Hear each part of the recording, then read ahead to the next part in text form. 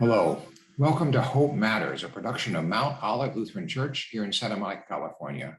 I'm Pastor Shafer, the senior pastor here at Mount Olive, and we're so pleased that you've joined us for our program today. Each week I talk to an interesting person from around the USA and around the world about the theme of hope, because we believe that hope matters. My guest this week is John Paulson, who is an ELCA pastor serving Our Savior's Lutheran Church in Wessington Springs, South Dakota. And I was interested to talk to John today about what it's like to do ministry in a rural area. What sort of a town is Wessington Springs, John? Is it large, small? So we are Wessington Springs is a county seat town of about 950 people. I think it probably went down in the last census, which is not unusual. We sit in a county of about 2,000 people. We have the only school system for 2 counties. This town of 950 people has 6 churches. Wow. I tell people if everybody in the county showed up on a Sunday morning, we'd all only be half full. Right.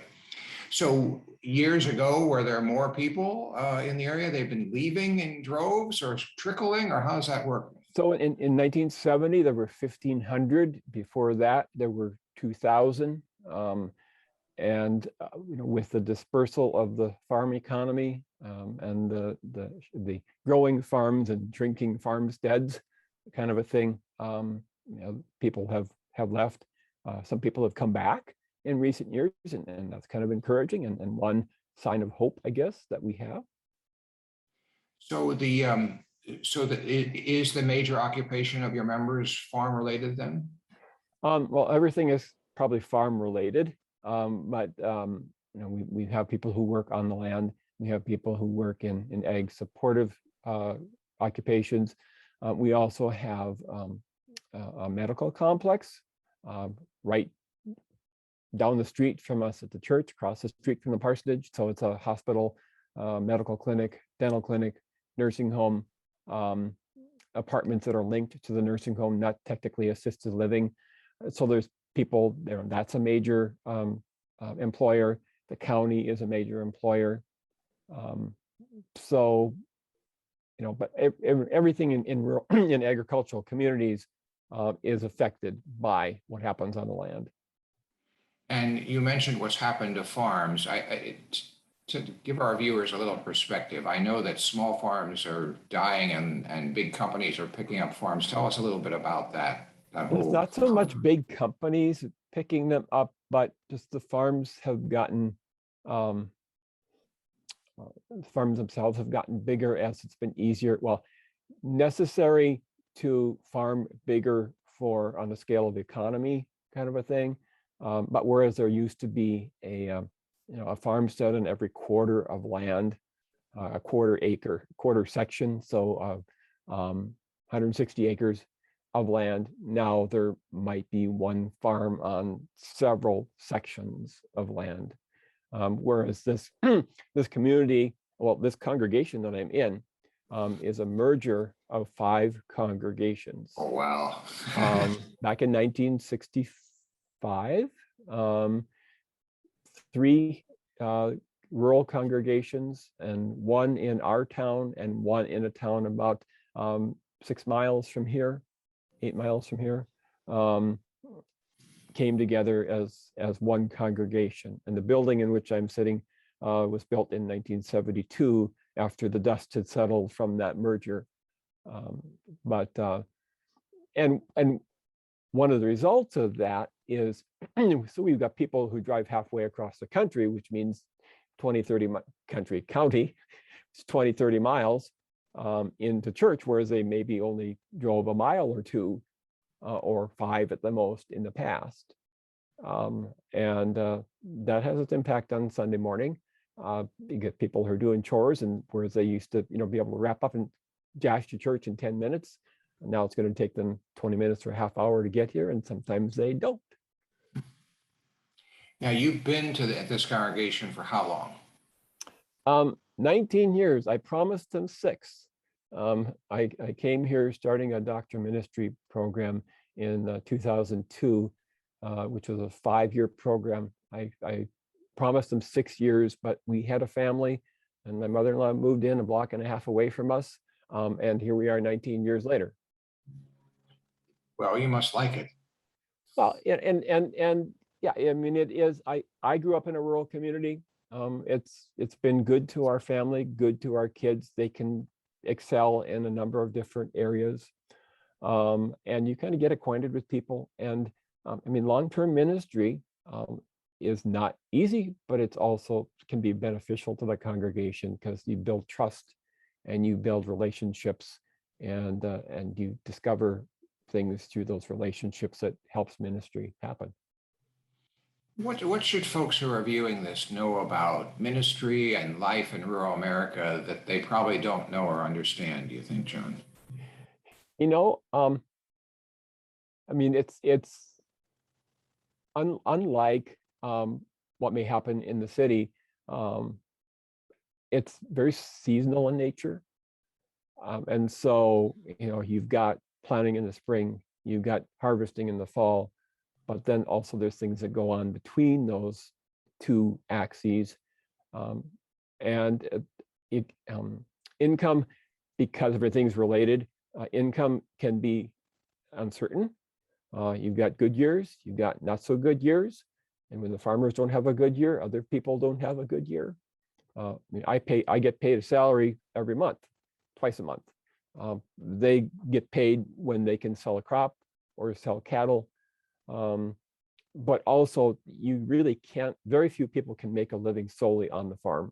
And if you do, you have to have someone else working in town to pay for insurance very often. And so there's a lot of dual income families. At one time, I haven't looked lately, but South Dakota had the largest number of two parents working families in the country. Wow. Wow. Probably still the highest percentage then, if that's the reality in the farm life. But wow, that's interesting. So well, that's great.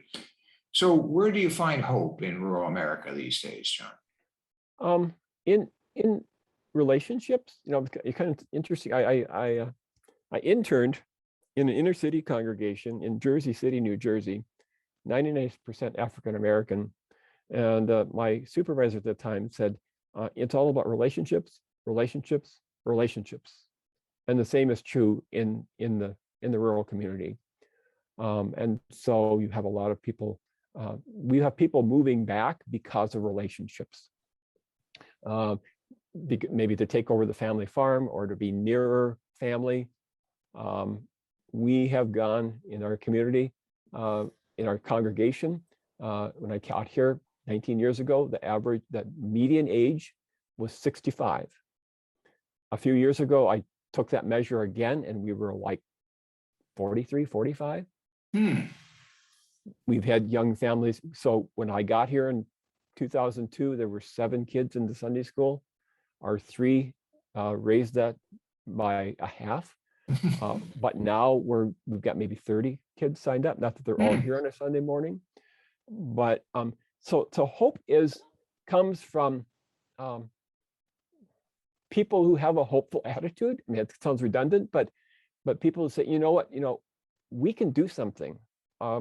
So the Development Corporation, about a year or two before I got here, for example, launched a family daycare center. And that meant that young families moving in could have a place to send their kids that was reliable. They didn't have to rely on somebody who was doing it part-time, and maybe they would decide not to do it next year. But this was a reliable source of multifamily daycare facilities.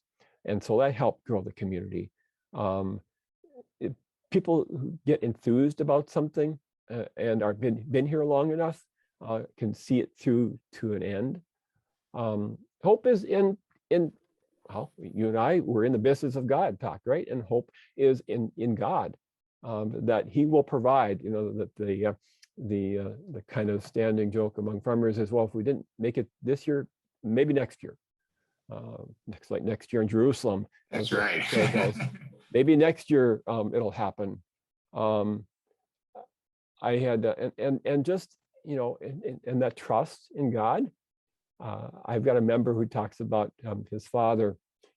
This particular member is like 70 years old now, but he talks about his father in a kind of a rough year, and they went out to harvest.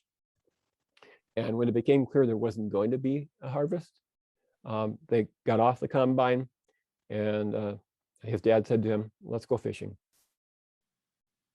It's like there's nothing, it's out of our control, and that's the challenge of a lot of rural life, that our lives are not our own. It's that there's a lot of economic forces out there beyond our control, and a lot of weather forces and all kinds of things that are outside of our control. But as this woman that I interviewed a few months ago, who had cancer and a new baby in the middle of a pandemic, said what gave her peace and hope was that God was in charge. Well, that's, I think maybe perhaps rural people could teach the rest of us something like that, because, we tend to all think we're in charge, but we're not. Yeah. Yeah, well, thank you. That's wonderful. Well, thank you for being with us today on Hope Matters, John. I really appreciate it. And it's a little insight for our viewers into what life and ministry is like in rural America. I really appreciate it. Well, I'm honored to be here, so thank you. You're welcome. This has been Hope Matters, a production of Mount Olive Lutheran Church in Santa Monica, California. I'm Pastor Eric Shafer, the senior pastor at Mount Olive.